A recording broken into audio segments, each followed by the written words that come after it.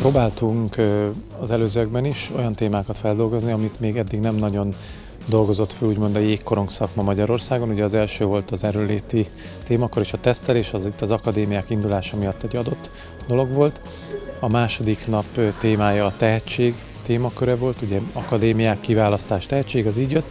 És a harmadik szakmai nap témája pedig itt a videóelemzés köré csoportosult, mert úgy éreztük, hogy a mai modern hokiban elengedhetetlen, hogy a csapatok használják a videóelemzést, és ezt nem csak a profi csapatokra értjük, hanem az utánpótlás csapatokra is, és így próbáltuk összeállítani az előadói gárdát, hogy olyan tudást adjanak át az utánpótlás edzőknek, amit használni tudnak napi szinten is a munkájukban.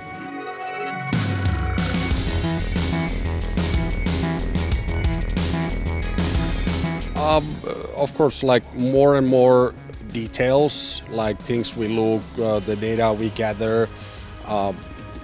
I started in Hungary, I think 9 years ago in Miskolc when Moji was head coach. I was doing the live tagging there. At that time, we were the only team in Erste Liga doing live tagging, and I think now almost every team, they will have at least home games. They have someone live tagging the games and making statistics and clips. So I think in Hungary there's been huge development on that side, that teams are on the pro level but also on the youth level, that teams are utilizing the video much more. Azt hiszem, hogy egy olyan terület, amivel utánpótlásban nem foglalkozunk egyszerűen eleget. Kétségtelen, hogy időgyilkos, iszonyatosan nagy időigénye van és nagy energiabefektetést igényel, de azt gondolom, hogy a hozadéka is nagyon nagy.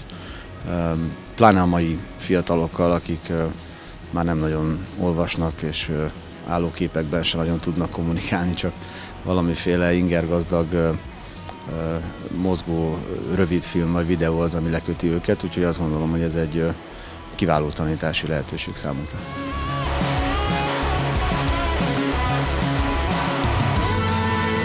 Hát mi leginkább olyan metodika alapján dolgozunk, hogy széttördeljük a meccset apró darabokra, és utána tulajdonképpen ezeket a jelöléseket használjuk minden áldott nap valamire, témától függően. Úgyhogy ez alapján látjuk azt, hogy mi az, ami jól működött, ez alapján készítünk statisztikákat, azokból látunk már dolgokat, hogy mire érdemes jobban figyelni, és utána ezt a videóanyagot felhasználva próbálunk fejleszteni a csapatunkon.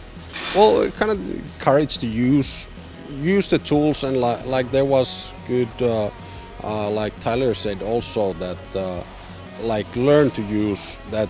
We have a lot of like technological advantages now compared to previous, that there is different tools, different applications, and we can analyze that, learn to use them, like use all the possibilities that they gave to you. That I feel that's maybe something people are afraid to kind of take all the advantage that these things have to offer for coaching.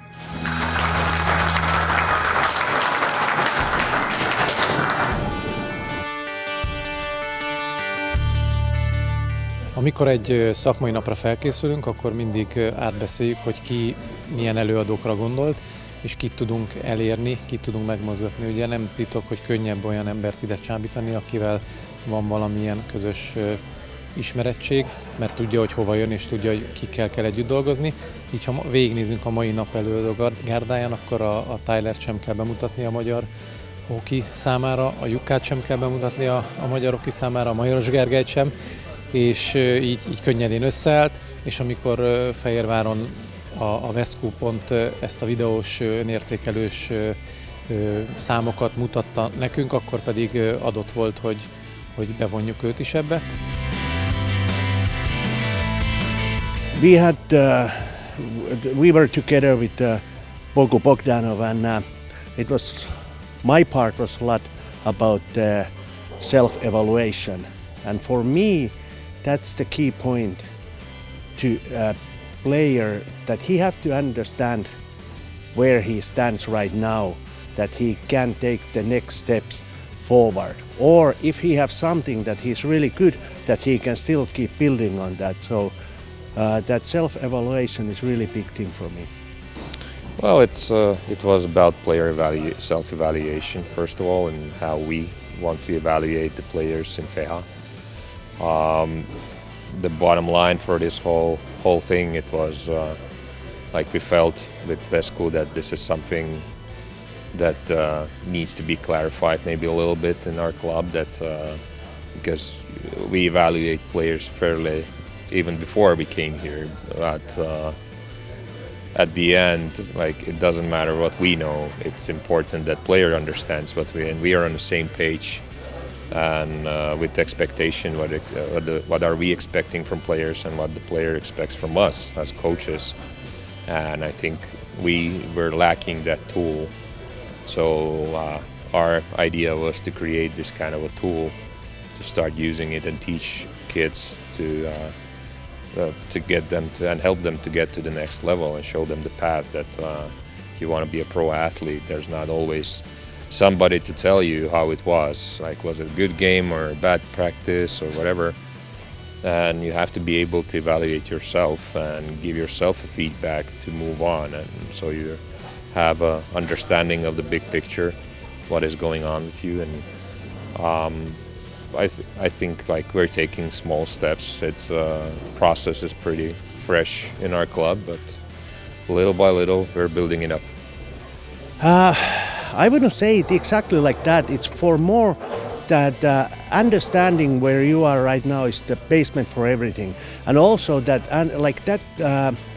okay, you start in August and you're here, and Christmas time you have improved this much. That should put more like a fuel to the players practicing that, hey, I have improved already, and I want to do, when I work hard, I will get better and better and better. I want to get better and better. That's the key thing of understanding. And also to understand that, hey, when I practice hard, I will get better. And now I have done that, and I'm better than I was like a couple months ago. So for me, that's the biggest thing. Not that much about the cockiness or anything like that. Its biggest thing is that it's also for self-confidence. It's really good. You have to have the right kind of self-confidence.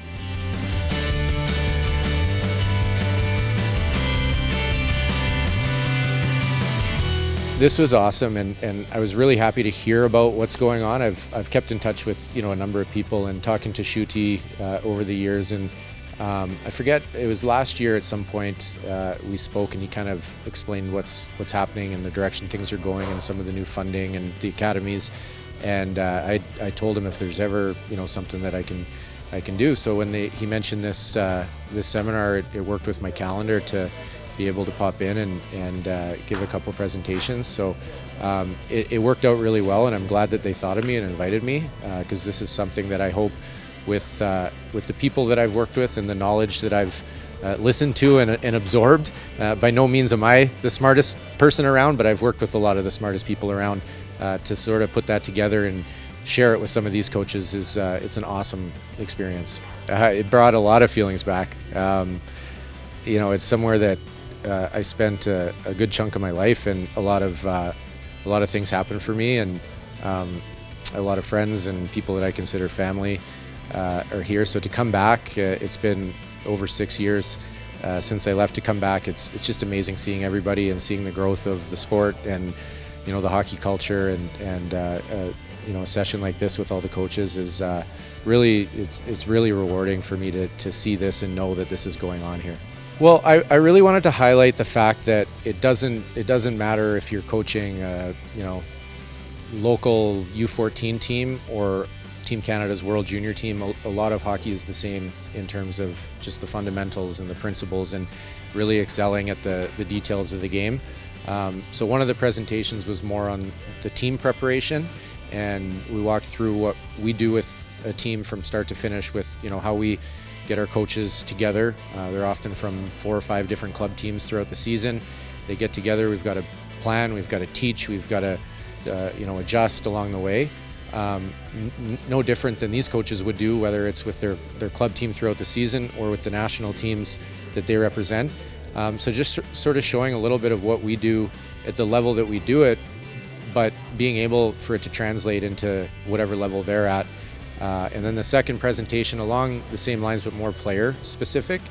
And a lot of times people think, oh, you know, it's a Team Canada, they must have all these secret systems and strategies, and it's really about the fundamentals. Even with those elite players, who showed some clips of Connor Bedard and Owen Zellweger and those players, it's the little things, it's the simple things that these guys can teach and demonstrate and work with their players, and you know, really close that gap from Hungarian hockey to some of the bigger nations.